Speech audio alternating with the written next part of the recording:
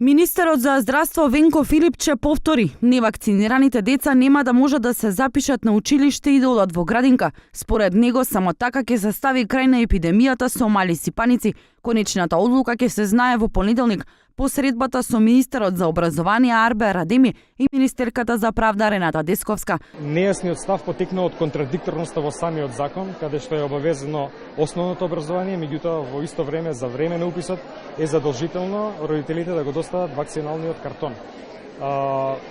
Ние закажавме средба и за време на овој викенд, за да во понеделник дефинитивно се расчисти таа работа и излеземе со усогласен став. Ке имаме и експерти по уставно право.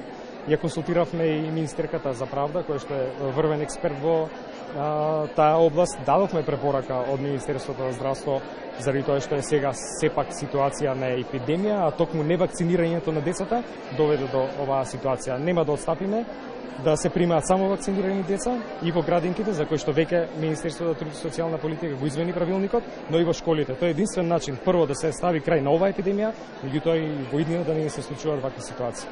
На клиниката за инфективни болести во моментов има 20 пациенти во потешка здравствена состојба, додека пак 30 се хоспитализирани. Бројката на ново заразени пациенти од морбили секојдневно расте. Предходната недела се регистрирани нови 110 случаи со морбили, од кои половина биле хоспитализирани.